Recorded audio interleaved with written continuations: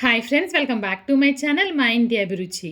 ఈరోజు వీడియోలో చాలా సింపుల్గా బేకరీలో కొనేదానికంటే సూపర్గా మనం ఇంట్లోనే ఏ విధంగా వెనిలా స్పాంజ్ కేక్ తయారు చేయాలని చెప్పేసి చేసి చూపించబోతున్నానండి. అది కూడా ఓవెన్ లేకుండా కుక్కర్లో ఏ విధంగా చేయాలని చెప్పేసి ఈజీ మెథడ్లో అయితే చేసి చూపించబోతున్నాను. మీరు ఫస్ట్ టైం చేసినా కూడా చాలా పర్ఫెక్ట్గా అయితే చేస్తారనమాట. మీ ఇంట్లో వారికి పెట్టించారంటే వాళ్ళు కూడా నమ్మరు మీరే చేశారని చెప్పేసి. చాలా చాలా బాగుంటుంది. మరి వీడియోలోకి వెళ్ళి ఈ వెనిలా స్పాంజ్ కేక్ తయారీ విధానం ఎలా అని చూసేద్దాం. ఈ కేక్ తయారు చేయడం కోసం నేను 3 లీటర్ల అల్యూమినియం కుక్కర్ అయితే తీసుకున్నానండి. దాంట్లో కొంచెం ఆయిల్ వేసి కుక్కర్ లోపల ఫుల్గా ఆయిల్ అనేది అప్లై చేసి మధ్యలో అయితే బటర్ పేపర్ వేస్తున్నాను. ఇంక ఇదైతే పక్కన పెట్టేస్తాను. ఇప్పుడు పిండి జల్లించాలన్నమాట. ఒక మిక్సింగ్ బౌల్ తీసుకుని దాంట్లో జల్లెడ పెట్టి 1 cup maida, 1 teaspoon baking powder, 1/2 teaspoon baking soda వేస్తున్నాను. వేసి ఉండలు లేకుండా బాగా కలుపుతూ చల్లించాలి.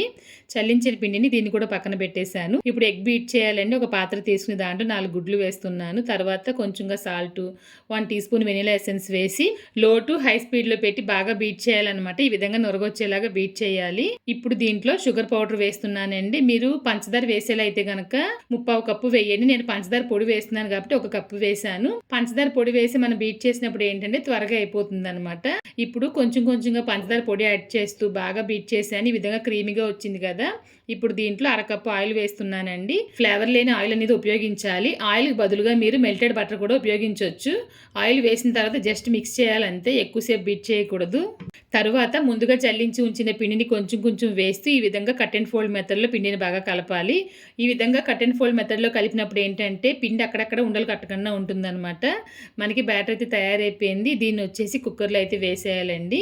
మీరు అల్యూమినియం కుక్కర్ బదులుగా ట్రీప్లే కుక్కర్ కూడా ఉపయోగించవచ్చు. స్టీల్ కుక్కర్ అయితే వద్దండి, పాడైపోతుంది. ఇంకా కేక్ బ్యాటర్ అంతా కుక్కర్లో పూర్తిగా వేసేసిన తర్వాత 1-2 సార్లు ట్యాప్ చేయాలి. తర్వాత మూత అయితే పెడుతున్నానండి. కుక్కర్ రింగ్ ఖచ్చితంగా పెట్టాలి. విజిల్ అయితే పెట్టాల్సిన అవసరం లేదు. క్లోజ్ చేసిన తర్వాత ముందుగా అయితే నేను అట్ల ప్యాన్ ఒక 5 నిమిషాలు వేడి చేశాను అనమాట. వేడి చేసిన అట్ల ప్యాన్ మీద అయితే కుక్కర్ పెట్టేసి పెద్ద బర్నర్లో మీడియం మంటలో పెట్టేసి 1/2 గంట ఉంచానండి. తర్వాత మంట పూర్తిగా తగ్గించేసి 20 నిమిషాలు అయితే ఉంచాను అనమాట. ఇది మనకు తయారై రావడానికి 35 నుంచి 40 నిమిషాల సమయం అనేది ఖచ్చితంగా పడుతుంది. పూర్తిగా చల్లారిన తర్వాత ఈ విధంగా అయితే డిమోల్డ్ చేస్తున్నానండి. చూసారా, చాలా పర్ఫెక్ట్గా అయితే కేక్ తయారైపోయింది. మీరు కావాలనుకుంటే కనుక ఐసింగ్ చేసి కూడా మీరు క్రీమ్ కేక్స్ తయారు చేసుకోవచ్చు. మన ఛానల్లో ఒకసారి వెళ్ళి చూడండి. చాలా కేక్ రెసిపీస్ అనేవి మన ఛానల్లో ఉన్నాయన్నమాట. యూట్యూబ్ ఛానల్లో అయితే పోస్ట్ చేశాను నేను. ఇంకా కట్ చేసి చూపిస్తున్నాను చూడండి. చాలా లావుగా కూడా కేక్ వచ్చింది కదా. మీరు ఒకసారి ట్రై చేయండి. ట్రై చేసి ఎలా వచ్చిందని మర్చిపోకుండా నాకు కమెంట్లో చెప్పండి. 100% చెప్తున్నాను. బయట మీరు బేకరీలో కొనేదానికంటే చాలా పర్ఫెక్ట్గా చాలా టేస్టీగా అయితే వచ్చేస్తుంది. మరి వెంటనే ట్రై చేసేయండి మరి.